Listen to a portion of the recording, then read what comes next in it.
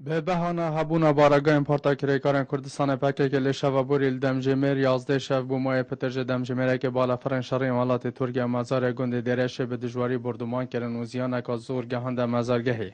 و در دور انو هر چنده چه زیان گیانی پیدا نبوینه دوی بردمان دا لترس و دودلی خسیان افدل حوالاتیان دا و ضرر هر مزان به جهن کشتوکالی کفتیه لوی گندی لرافه که بویا جه دلگرانی حوالاتیان و دا خواست کن که حول بدن اوان بردمان لسر وان براوستین به بهانه هبونا پکه که اگر نه ده ناچار بنگندن خو چول بکن ام دخوز حکمت حرامت کن اوه جی نکه بس عیبه ده چون طلب دولت بونه ده چون کرد بنا دولت بی شکلی همه بلا بده ترک هم بندستیتا عرب هم بندستیتا شویدی خره ام ننویسینه بس سورخه ترکو بلا بین کنجره که پگه گل ببینه بلا بین اسوره که پگه گل ببینه عیبه کرد اوکا طلب دولت بونه بکن بی شکلی برای ما گید بینن مثلا شویدی و طایر تو دیل سر گنده دیرشی زیارت شیخ اسلامی دای ساعت ده تو دین حتی 11 سر بودن و چه نکو جایی که پاکیل ورایشی ابد بس خلک گندی دیل گندی بی حتی ایوری یل ون زویو دای آود خلک گندی نفدو بی شویدی ساعت 10 حتی 11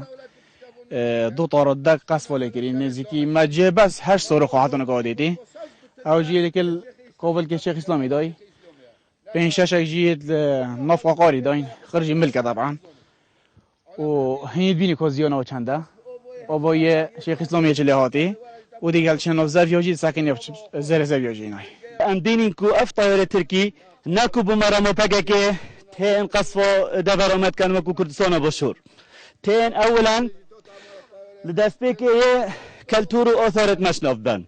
دو صباحي بنية تحتي وجسرة ما وشارع ما وخلق ما وديسا جهة جيانة جهة قشتو كالا ما هميش نافبر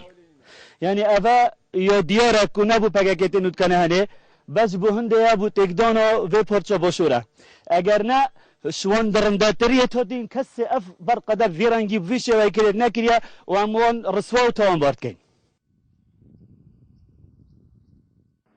وکی دیار کو اول جهه که پیروز و سالانه هزاران حوالاتی بو سردان اوی مزارگهی قصد اوی جهید کن لی بردام بالا فرن شرعی ترکیه جهن پیروز و جرخان آبوری هرما کردستان به هبونا پارتا کریکارن کردستان ویراند کن و هرچند ترکیه به باشی دزاین کو چه بارگاه پککل ناف جهن مزارگه هاندانی نه و ده هیاما چندین سالانه بالا فرن شرعی ترکیه گندن هرما کردستان بردمان که اون چندین حوالاتی بوینا قربانی و چندین ضرر و زیاندی به کرت آبوری هرما کردستان کفتیه و سرارای به چنده دستالات هرما کردستان یا بدنگه. اسام عبدالرحمن کانال